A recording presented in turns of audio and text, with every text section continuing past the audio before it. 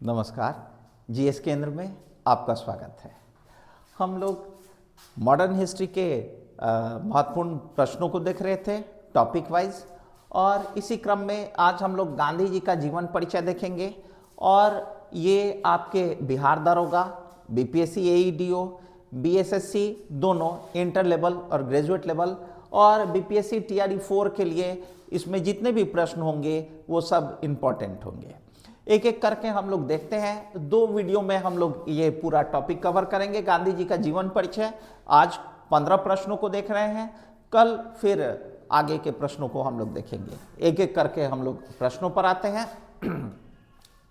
और हम लोगों का जो पहला क्वेश्चन है वो है कि करमचंद गांधी कहाँ के दीवान थे। करमचंद गांधी, ये गांधी जी के पिता करमचंद गांधी, जिन्हें काबा गांधी के नाम से जाना जाता था, और वे पोरबंदर, राजकोट और बीकानेर, इन तीनों जगहों पर वे दीवान रह चुके थे। तो आपका आंसर हो जाएगा उपरोक्त सभी। हम लोग अगले प्रश्न पर आते हैं। अगला प्रश्न है, गांधी बैरिस्ट्री की पढ़ाई करने किस वर्ष इंग्लैंड गए। गांधी जी बैरिस्ट्री की पढ़ाई करने 1889 में गए थे इंग्लैंड। हम लोग अगले प्रश्न की तरफ आते हैं। अगला प्रश्न है कि गांधी जी ने अपनी वकालत कहाँ प्रारंभ की। गांधी जी जब बैरिस्ट्री की पढ़ाई पूरी करके भारत लौटे तो उन्होंने मुंबई और राजकोट में अपनी वकालत शुरू की, लेकिन उनका वकालत कुछ यहाँ पर खास नहीं चल सका था। तो आंसर इसका दोनों हो जाएगा, मुंबई और राजकोट दोनों। यहाँ पर वकालत उनकी नहीं चल सकी थी। हम लोग आगे आते हैं। अगला प्रश्न है, गांधी जी किसका केस देखने दक्षिण अफ्रीका गए थे। अभी हम लोगों ने चर्चा किया कि गांधी जी की वकालत भारत में नहीं चल रही थी, और इसी बीच गुजरात के एक व्यापारी थे जिनका नाम था दादा अब्दुल्ला, और वो दक्षिण अफ्रीका में व्यापार करते थे। तो उन्होंने अपना केस देखने को कहा। गांधी जी इन्हीं का केस देखने दक्षिण अफ्रीका चले गए थे। तो दादा अब्दुल्ला का केस देखने गांधी जी दक्षिण अफ्रीका गए थे, और ये 1893 में दादा अब्दुल्ला का केस देखने गए थे दक्षिण अफ्रीका। समय भी ध्यान में रखेंगे, 1893, दादा अब्दुल्ला। अगला क्वेश्चन, अगला है, कौन सी घटना गांधी जी के जीवन को बदल कर रख दिया था। तो गांधी जी जब दादा अब्दुल्ला का केस देखने दक्षिण अफ्रीका गए थे तो वे ट्रेन से डरबन से प्रिटोरिया जा रहे थे, और उस समय दक्षिण अफ्रीका में एक नियम था कि प्रथम श्रेणी में कोई भी काला व्यक्ति गोरे व्यक्ति के साथ सफर नहीं कर सकता था। और जब ट्रेन मैरिट्सबर्ग नामक स्टेशन पर पहुंची तो एक गोरा व्यक्ति गांधी जी के डब्बे में सवार हुआ, और उसने पुलिस की मदद से गांधी जी को धक्के मारकर ट्रेन से नीचे उतारवा दिया। और यही घटना गांधी के जीवन को बदल कर रख दिया था। तो मैरिट्सबर्ग की घटना गांधी के जीवन को बदल कर रख दी थी। तो मैरिट्सबर्ग, ये आंसर 3 हो जाएगा, मैरिट्सबर्ग की घटना। हम लोग अगले प्रश्न पर आते हैं। हम लोगों का अगला प्रश्न है, गांधी जी ने अपनी दक्षिण अफ्रीका प्रवास के दौरान कौन सा समाचार पत्र निकाला था। तो गांधी जी जब दक्षिण अफ्रीका में थे तो उन्होंने इंडियन ओपिनियन नामक ये न्यूज़पेपर निकाला था। तो इंडियन ओपिनियन, ये उन्होंने न्यूज़पेपर निकाला वहाँ पे दक्षिण अफ्रीका में। आंसर हो जाएगा इंडियन ओपिनियन। अगला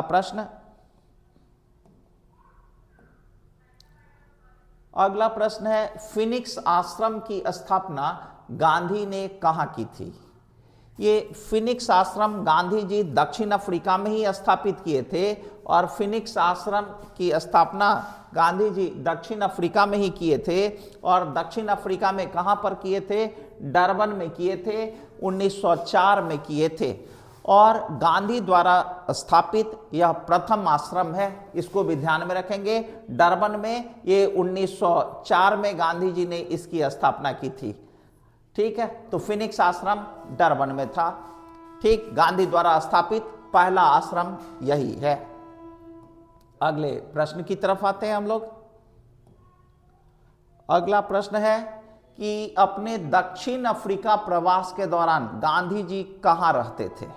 ठीक है, तो अपने दक्षिण अफ्रीका प्रवास के दौरान गांधी जी ने टॉल्स्टॉय फॉर्म की स्थापना की थी और वे टॉल्स्टॉय फॉर्म में ही रहते थे, तो आंसर हो जाएगा टॉल्स्टॉय फॉर्म। अगला प्रश्न, अगले प्रश्न की तरफ हम लोग आते हैं। अगला प्रश्न है, गांधी जी के सत्याग्रह राजनीति में किसे सबसे अंतिम स्थान प्राप्त है। ठीक है, गांधी जी अपना जो सत्याग्रह करते थे उसमें अंतिम वो मानते थे हड़ताल को। ठीक है, और प्रथम मानते थे उपवास को। उनका कहना था सत्याग्रह में सबसे प्रमुख चीज उपवास, और अगर इससे बात ना हो सके तो लास्ट में वो हड़ताल की बात करते थे। तो उनका अंतिम, सबसे अंतिम स्थान हड़ताल को उन्होंने प्रदान किया था। अगले प्रश्न की तरफ आते हैं हम लोग।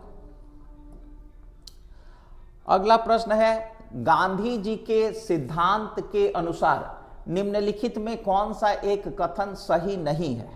ठीक है, तो इसमें ऑप्शन दिया हुआ, सत्याग्रही का उद्देश्य शत्रु को पराजित करना। ये कभी भी शत्रु को पराजित करने के उद्देश्य से कोई काम नहीं करते थे, इस कारण आपका आंसर एक हो जाएगा। सत्याग्रही का उद्देश्य शत्रु को पराजित करना है, ये गांधी जी के सिद्धांत में ये कहीं नहीं था। ठीक है, तो आंसर हो जाएगा एक, सत्याग्रही का उद्देश्य शत्रु को पराजित करना। अगला प्रश्न, अगला प्रश्न है, गांधी जी दक्षिण अफ्रीका में लगभग कितने वर्षों तक रहे थे। तो गांधी जी 1893 में दक्षिण अफ्रीका गए थे और 1915 में लौट कर आए थे। तो ये लगभग 21 वर्ष हो जाते हैं। तो ये लगभग 21 वर्षों तक वो दक्षिण अफ्रीका में रहे थे। आंसर हो जाएगा 2, लगभग 21 वर्ष। अगला प्रश्न, अगला प्रश्न है, गांधी की पहली बार कांग्रेस, गांधी जी होना चाहिए, गांधी जी पहली बार कांग्रेस के किस अधिवेशन में भाग लिए। गांधी जी जब दक्षिण अफ्रीका गए थे तो बीच में एक बार भारत आए थे 1901 में, और 1901 के कांग्रेस अधिवेशन में उन्होंने भाग लिया था। 1901 में कोलकाता में अधिवेशन हुआ था। ये पहला कांग्रेस का अधिवेशन था जिसमें गांधी ने भाग लिया। दिनसा वाचा यहाँ पर अध्यक्ष थे। ठीक है, तो कोलकाता अधिवेशन 1901, ये पहली बार गांधी ने इसी अधिवेशन में भाग लिया। अगला प्रश्न, अगला प्रश्न है कि निम्नलिखित आश्रमों में सबसे पुराना कौन सा है। और हम लोग अभी चर्चा किए थे कि गांधी जी जब दक्षिण अफ्रीका थे तो उन्होंने 1904 में फिनिक्स आश्रम की स्थापना की थी, और ये गांधी द्वारा स्थापित पहला आश्रम है जो कि दक्षिण अफ्रीका में उन्होंने बनाया था, फिनिक्स आश्रम। तो ये गांधी द्वारा स्थापित ये पहला आश्रम था, तो यही सबसे पहले बनाया गया था। अगला प्रश्न, अगला प्रश्न है कि गांधी जी के राजनीतिक गुरु कौन थे।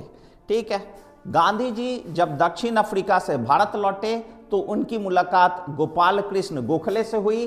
गोपाल कृष्ण गोखले को ही उन्होंने अपना राजनीतिक गुरु बनाया, और इन्हीं के प्रयास से गांधी जी कांग्रेस में भी शामिल हुए। और इन्होंने, गोखले ने गांधी को ये सलाह दी कि जब वो कांग्रेस में शामिल हो रहे हैं, राजनीति में आ रहे हैं, तो प्रथम 1 वर्ष वो अपना कान खुला और मुंह बंद रखें। तो गोपाल कृष्ण गोखले गांधी के राजनीतिक गुरु थे। अगला प्रश्न, अगला प्रश्न है, निम्नलिखित आंदोलन में किसमें गांधी जी ने प्रत्यक्ष रूप से नेतृत्व नहीं किया। तो जो आंदोलन है सविनय अवज्ञा, इसमें गांधी जी थे ही, खेरा में थे ही, बारदोली में गांधी जी नहीं थे, भारत छोड़ो में भी गांधी जी थे।